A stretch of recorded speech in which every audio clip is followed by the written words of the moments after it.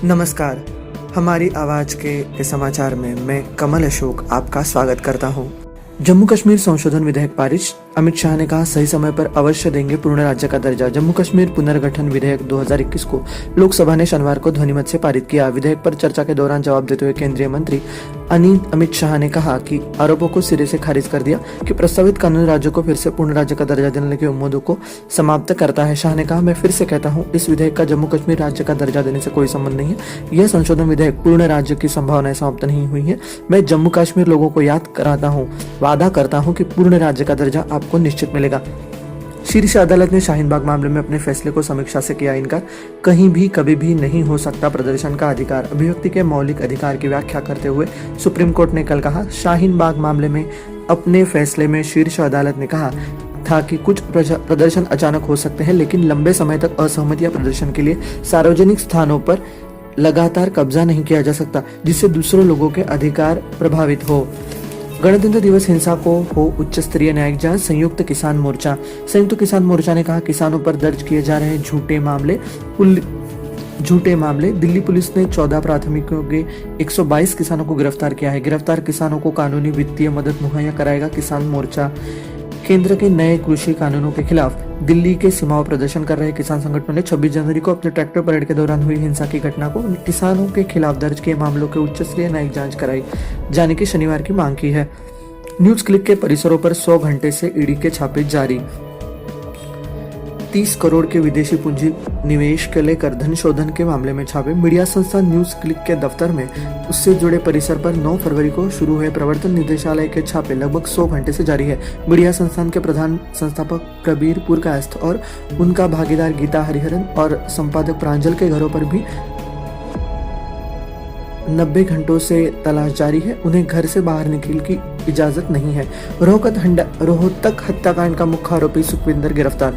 हरियाणा के रोहतक में 5 लोगों की जान लेने के आरोप में सुखविंदर सिंह को शनिवार की शाम को दिल्ली हरियाणा पुलिस ने संयुक्त टीम ने मिलकर गिरफ्तार किया। सुखविंदर को दिल्ली के समय बादली से गिरफ्तार किया गया। हरियाणा पुलिस ने शनिवार को सुखविंदर सिंह को मोस्ट वांटेड घोषित किया था।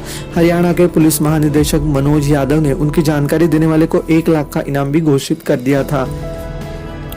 किसानों की मौत पर हरियाणा के मंत्री का विवादित बयान। विभिन्न विरोध प्रदर्शन स्थलों पर हुए किसानों की मौत पर हरियाणा के कृषि मंत्री जेपी दलाल ने शनिवार को विवादास्पद विधान देते हुए कहा कि किसान घर पर रहते तब भी उनकी मौत हो जाती।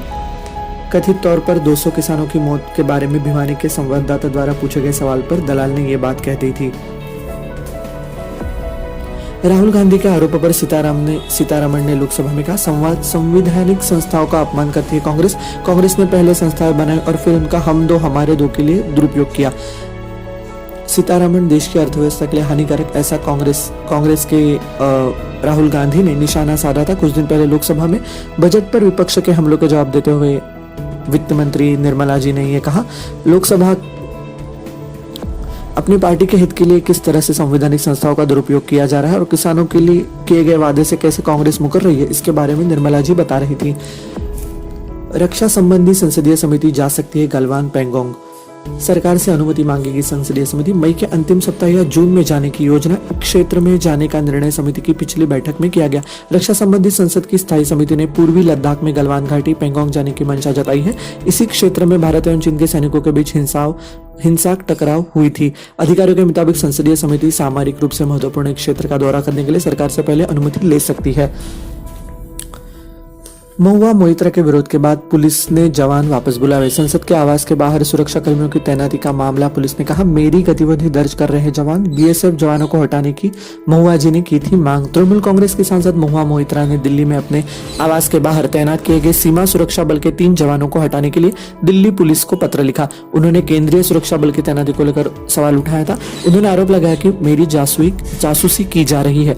बीएसएफ के जवान उनकी गतिविधियां दर्ज कर रहे हैं। पुलिस ने हालांकि कहा कि नियमित तैनाती थी। प्राप्त अनुरोध के आधार पर सशस्त्र जवानों को वापस बुलाया लिया गया है। वायु गुणवत्ता सूचकांक। कोहरे व प्रदूषण के मेल से हवा फिर हुई खतरनाक। दिल्ली एनसीआर में शहरों को सांस लेना दुश्वार। 2 दिन में सुधार की कोई गुंजाइश नहीं। सीपीसीबी के बुलेटिन के मुताबिक जिन शहरों की हवा बहुत खराब है उनमें औसत वायु गुणवत्ता सूचकांक 300 से 400 के बीच पाया गया है, जबकि गाजियाबाद 401 के साथ हवा खतरनाक स्तर पर प्रदूषित पाएगी। राष्ट्रीय राजधानी क्षेत्र दिल्ली में 334 सहित गुरुग्राम में 310, फरीदाबाद में 362, ग्रेटर नोएडा में 363 और नोएडा में 386 में वायु गुणवत्ता खतरनाक स्तर दर्ज की गई है।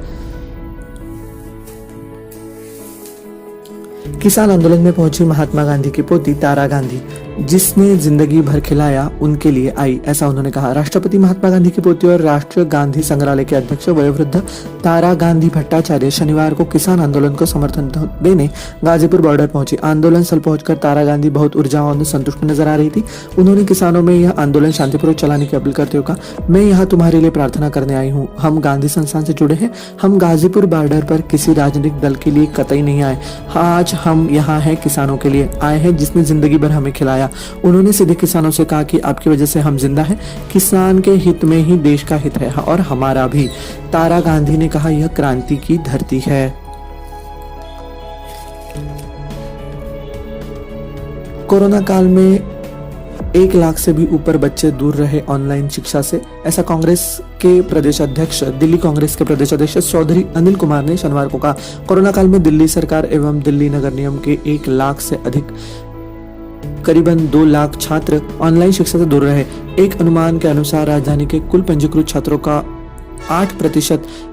उन्होंने इतनी बड़ी संख्या में बच्चों को कहा कि उनका जवाब दिल्ली सरकार निगम के पास नहीं है, जबकि शिक्षा के अधिकार कानून के अंतर्गत बच्चों को ढूंढना आवश्यक है ताकि उन्हें शिक्षा मुहैया कराई जाए।